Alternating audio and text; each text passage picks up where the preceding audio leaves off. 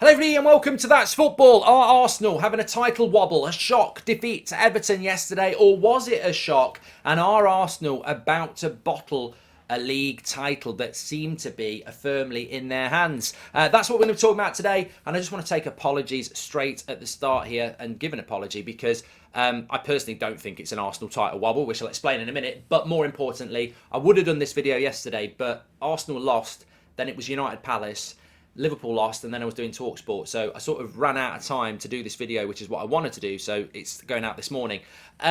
Look, you look at that league table, Arsenal still are in a very superior position. Look, Man United won yesterday. Some United fans were saying, are we back in a title race? That would be nice, but when you look at that league table, what are Man United? It's 42 points. We're still 8 points behind Arsenal, and they've got a game in hand. More importantly, it's about Man City today. If they beat Spurs, we're doing a watch-along later, they're 2 points off Arsenal. Yes, there's a game in hand, but they're playing Arsenal next week, and it's that pressure that Arsenal need to deal with. Is it a wobble? Probably. Is it a major concern for Arsenal? Every Arsenal fan I speak to will not acknowledge that they're going to win the league anyway. So how can it be a wobble when Arsenal fans have been very, very realistic? They are over-exceeding expectation. They were not expected to be in a title race, and they were certainly not expected to be title favourites halfway through the season. That in itself is a concern for Arsenal. We are only just halfway through the season. There's a lot of games to go. Therefore, there's a lot of opportunity and a lot of points that could, erode a 5-point or 8-point gap very, very quickly. Man United and Man City and Newcastle could all finish above Arsenal if Arsenal collapse. But I think above all this, I watched the game yesterday. I've played the game. I'm watching the game. And I'm like, even before the game, I thought Arsenal would drop points.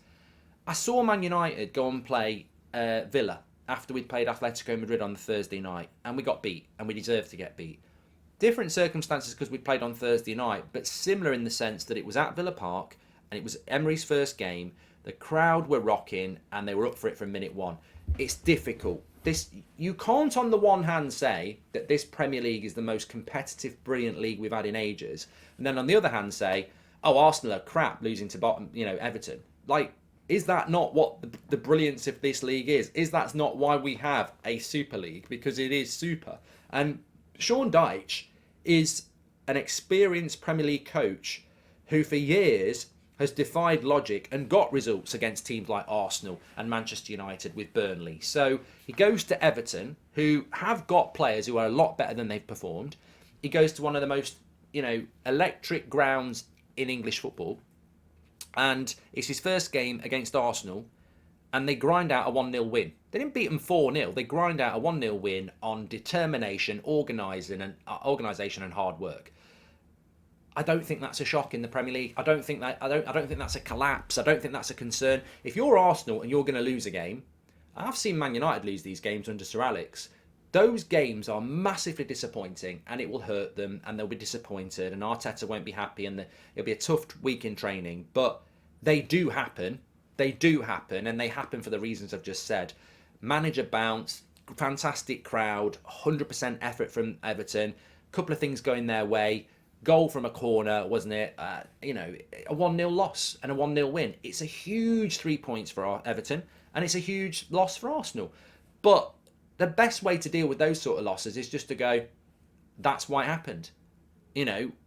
Those sort of games are not about football. Those sort of games are about fights. And, we lost the fight. Narrowly, we lost the fight. Now, what we need to do now is make sure that we learn from that and we don't do it again. And Arsenal have been very, very good at that, especially under Arteta. And look, their next game is Brentford at home. Now, Brentford are playing really, really well at the moment. They've got 2 home games coming up. They've got Brentford at home, and then they've got Man City at home. And then they've got Villa away. And then they've got Leicester away. So, look, if you're Arteta, you're like, look, it doesn't get any easier. Leicester away is another potential bottom team down there that can cause us trouble. Man City's going to be a massive game. We've just lost the game.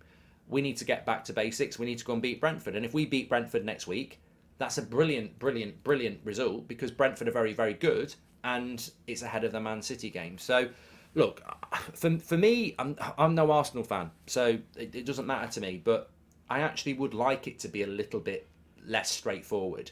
I still think Arsenal have got this in their hands. I've always said the Man City games, especially the Man City game at the Emirates, I know they've got to play Man City twice, but the game at the Etihad will be very different because it's at Man City. Not many teams can go there and have the ball. But the way Arsenal play Man City at the Emirates a week on Wednesday, and obviously we're going to do a watch along for it, and obviously I can't wait for it. That game really is the title in many ways, because if Man City beat them at the Emirates, they'll fancy beating them at the Etihad. That's 6 points they're going to make on them. They'd be above them. Forget games in hand. They'd have the momentum. That game is title game in many ways. I know that it's not because there's loads more to play, but that game is massive. And that's why Everton yesterday... Look, Man City will drop some points somewhere. They might drop them today. If I was Arsenal, obviously you're going to be nervous because you've dropped points and you want to keep winning. But you look at Arsenal's Premier League record and it's remarkable. It's absolutely remarkable. You look at the Premier League table, they've only lost 2 games this season and they've only drawn 2. They've won 16. Oh, you've lost to Everton. It's the end of the world. No, it's not. It's just a little... It's a drop stitch in life's tapestry, isn't it? That's what it is. It's just... Don't let it become any bigger.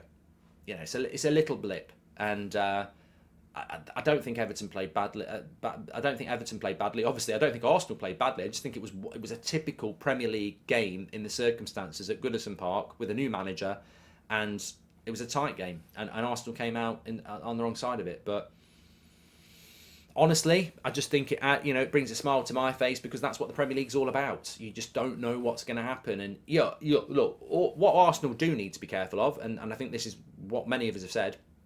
What Arsenal do need to be careful of is nerves. You know, they've not been in these players have not been in a title race. They don't know what it's all about. I know Jesus has, Zinchenko has, even Jorginho has, but Arsenal haven't been in one. Those nerves will make any game become difficult. And losing 2 games so far is nothing. But if you start going away to Leicester and Villa and dropping points, that's when you'd look at it and go, our nerves getting to them. But nerves shouldn't be getting to them at the moment. We are only halfway through the season. If this was like the last 10 games of the season, I'd be like, ooh, they're getting close to the finish line. This is where Man City can come through. They've got to keep Man City at arm's length. That gap cannot come down. You know, you don't want to be a point behind City with a game in hand, because one slip and Man City just know what they're doing. So Arsenal have got to just put that behind them and move on. I wasn't surprised by the loss. I don't think it's, anything bigger than just a one-off. It is a wobble. You've got to acknowledge that. It is a wobble. When you lose a game, you've got to analyse it, look at it, and try and make sure it doesn't happen again. But I don't think at this point it's a sign that Arsenal are going to start bottling it. But look at that league table. If Arsenal started dropping a lot of points, like if they didn't beat Brentford, they got beat by Man City, they didn't beat Villa, and I'm talking about draws, 2 points from 9, and, Man United and Newcastle win 3 in a row, that's how quickly it can go wrong. So it's going to be very interesting. I think it's a fantastic league, and I think the Everton-Arsenal game reflected that. But as I said, Arsenal beat Brentford, and then that game at the Emirates against Man City. They've got to turn Emirates into something very special that night, because I think that will be a huge thing. If they can avoid defeat against Man City in either of those games, or if they can win one, they're huge favourites, Anyway, get your comments in below. Sorry it was a little bit late about that. And don't forget, we've got Man City, trip to Spurs this afternoon as a watch along. Take care, smash a like on the video, subscribe, and I'll speak to you soon.